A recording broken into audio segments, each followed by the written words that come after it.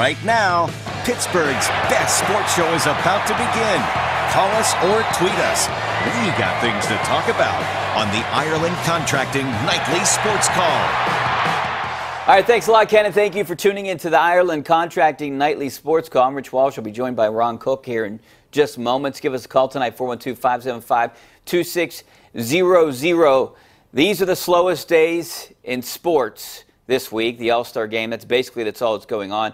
Felipe Vasquez is in right now and could have got out of the inning, Ron. I don't know if you saw that, but Christian Yelich misplayed the ball, and that would have been the third out. Well, he did get out of the inning. He gave up that single, walked the next guy, and then struck out. It looked like he got a call from the umpire, got a strikeout, though. So he got out of the inning scoreless. So good for him. He's been pitching great. I mean, he had that horrible 2-week period in May when he lost 4 out of 5 saves and really hurt the team at a time when they were still semi in contention. But man, ever since June 1, he has been lights out. And tonight he got out of it without giving up a run. Yeah, and the big news right now, and I haven't had a chance to talk to you about it yesterday, was the Le'Veon Bell situation. I think it's a huge mistake. I think you take $70 million when it's in front of you, but he wants to reset the market. I know you and Andrew were talking about this today. Yep.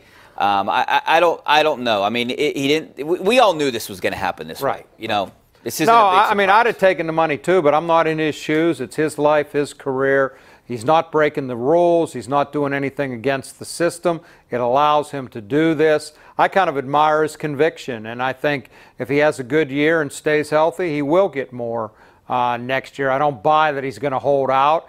I guess his agent said today he'll be there right before the first game, like last year. This is America. We're all entitled to go after everything we want. You got to make your own call. I would have taken that kind of money. I'd have taken a lot less, obviously, but he's doing what he thinks is best for him. I respect him for it. I'm glad he's here one more year because I think he can help the Steelers compete for a Super Bowl, maybe even win one. Yeah, so many things can happen in that year, as you would know. I mean, if he gets another injury, he's one failed drug test away from missing 4 games. All these things could hurt him. I think the Steelers made him a great offer, an offer that I'm kind of surprised with. I think that was much more than, you know, if I'm running this team, that I would offer him, much more than I think he's worth. He probably is worth that, but when you look at the position, and I think that's what you have to look at, the Steelers can't reset the market. Well, I mean, look at the position when you say that. I mean, there's obviously he had 406 touches last year. His chances of injury are much greater than Antonio Brown's. But do you think he's more valuable than Antonio Brown? I do.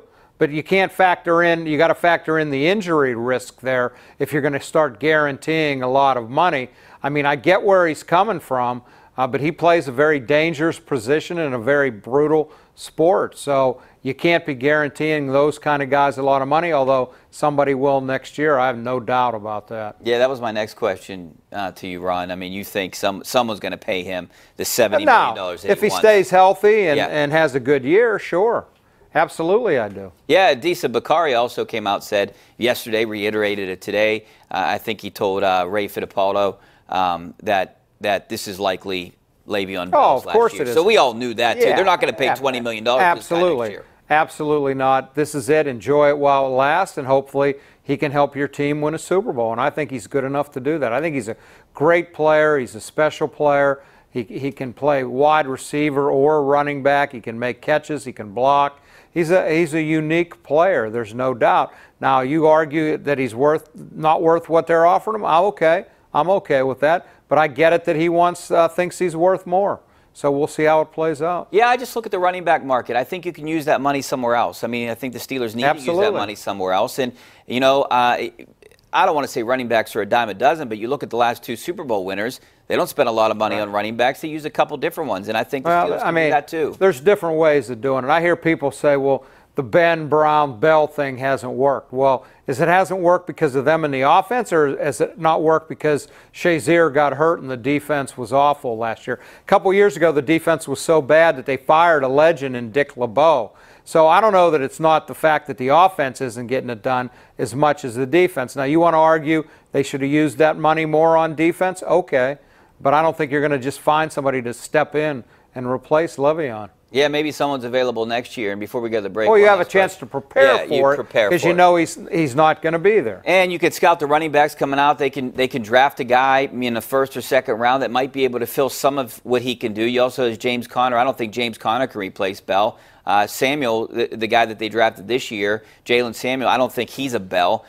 So maybe a combination of those three guys if they do draft someone next year. But before we go to break, real quick, Ron, do you think this is going to cause any problems in the locker room at all? I mean, this happened last year. We know David DeCastro wasn't too happy. Marquise Pouncey wasn't too happy when camp started. They all wanted him there. Well, sure. They all want him there, but I think the bottom line is they'll welcome him back with open arms. They understand it's business, and whether they agree with it or not, I think they'll respect the stance he's taken, and especially if he comes in and plays well, they'll welcome him back. To me, he's not like a cancer in the locker room. Everything I can tell, the players have great respect for him. They like him. They wish he was there, sure, but they understand the business of the sport. All right, we're taking your phone calls tonight, 412-575-2600. We'll continue the conversation about Le'Veon Bell, also talk about the Pirates and where they stand the second half of the season, which basically starts tomorrow. The All-Star game is tonight. Felipe Vasquez just pitched an inning, got out of the inning scoreless. So 412-575-2600. We also have a sizzling shot coming up for you tonight. We do it every night here on the Ruth's Chris Sizzling Shot, Ireland Contracting Nightly Sports Call. A guy, he's a pretty good golfer. He got a hole-in-one. Guess where? Edgewood. Another guy getting a hole-in-one at Edgewood.